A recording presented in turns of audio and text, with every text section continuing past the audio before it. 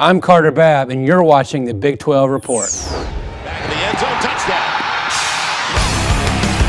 Throw down to second in time.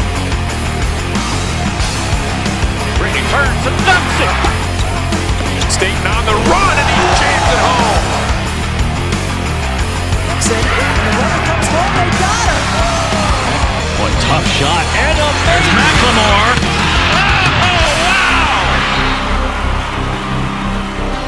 Another week and another Big 12 report. I'm Wendell Barnhouse. This week, I'm asking the question, Carter, what do we have to get started with this week? A little bit different, a little bit different way to do things this week. Coaches have unique relationships with their players, and each one is just a little different than the next, especially when one of the players happens to be that coach's family member. When you grow up around the sport of basketball, ending that relationship with your high school career is tough. Extending a love for the game, especially when your parent is the coach, can make for some special times at the college level for these basketball kids. I wanted him to play so bad. I didn't pressure him to play, but I wanted him to play so bad. And I've never coached Tyler. Probably good that I didn't, to be honest with you. Now I get a chance to coach him where there's less pressure. And that may be polar opposite, but you know, he's a walk-on. His role is going to be a good teammate and help in different ways other than game night, so to speak. And so I think he's loving it, and I get a chance to be around him every day. I had never coached either of my children before, and I thought, am I going to be the kind of coach that's harder on her, or are emotions going to get involved and me want to play her? And I guess because I understand it's a business and she understands we're going to be mother-daughter the rest of our lives. And you can never let that become a factor in decisions that you make in order to win a basketball game. It has been so comfortable, and I think Mackenzie is a lot of the reason it has been comfortable. I think sometimes it's just challenging just because you have to accept that she's in the coach's role. She's not picking on me in particular. She has to do it to everybody, and sometimes I have to take a step back and just calm down, not say anything, because it can be challenging sometimes, but I think we've got it down.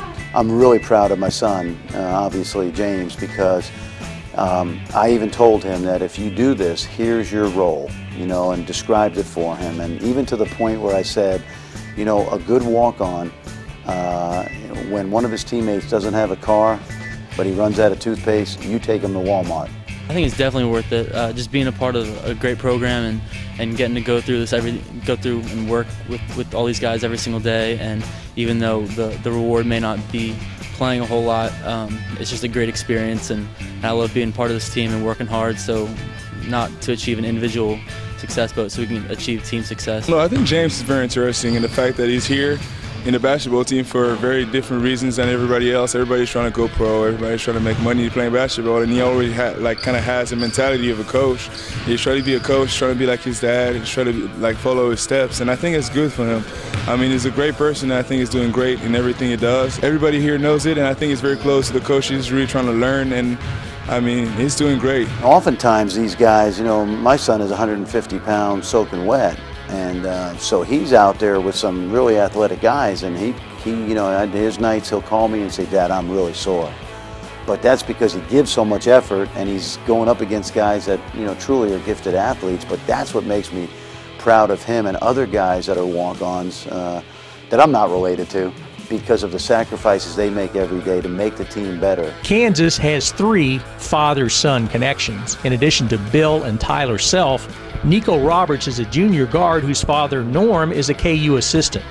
And Evan Manning is a freshman guard whose father, Danny, is a Kansas legend and in his first season as Tulsa's head coach. Our walk-on IQ is going to be pretty high. I put it up against basketball IQ, not IQ, definitely, but I would put basketball IQ up against just about anybody. Our walk-on IQ, those guys understand the game pretty good, and they've been around it so long, all of them, and they get it, and they know that their role is to make sure that Jeff and Travis and Elijah are as good as they possibly can be, and they get great pleasure in that. And that's really neat to see them be able to share so many special moments and memories like that. I can only imagine what it would be like if I got to play for my dad. That'd be really cool. So Absolutely. Good for them. Okay, Wendell. Well, with Kansas's big win on Monday night over Kansas State, the standings in men's basketball are more jumbled than ever. So why don't you make a little bit of sense of the madness for us? I don't know if it's possible to make sense about it, but it's rare that this late in the season that so many teams are so close to the top of the standings. KU's victory over K-State put those two teams in a tie for first place after Monday's games, and heading into Wednesday's games, the top 6 teams in the standings were within a game and a half of each other. Now, 4 of those 6 teams are hooked up in games. On Saturday, it will be Bedlam and Stillwater when Oklahoma visits Oklahoma State. And Baylor and Kansas State will meet for the first time this season at 6 p.m. on ESPNU in Manhattan. Now, also Saturday, Texas will be at Kansas at 8 p.m. on ESPN, and College Game Day will be in the house visiting Allen Fieldhouse. And in women's basketball, Baylor continues to dominate. The top-ranked Lady Bears are beating their Big 12 foes by an average of 28 points per game. But the women's standings are also bunched up from 2nd through 7th place. The NCAA tournament projections right now have the Big 12 placing 7 teams in the bracket, but Oklahoma State, West Virginia, and Kansas are in the bottom of those top 7. And they're the teams that are closest to the bubble, and none of those 3 teams can afford to have a long losing streak at this point of the season. Now, this Sunday there will be a TV triple header for the women with West Virginia at Iowa State and Texas at Texas Tech on both those games on FSN, and Oklahoma at Kansas will be on ESPN2. You know, those should be some good ones. Well, we will be right back to wrap up this week's Big 12 report. It's big. It's big. It's big. The Big 12 is coming to Big D. It's coming to what? Come see the finest. And the best. In women's college basketball. Ooh, that's nice. At the Phillips 66 Big 12 Championships. March 8th through 11th. At the American Airlines Center. In Dallas, Texas. For tickets, log on right now to Ticketmaster.com.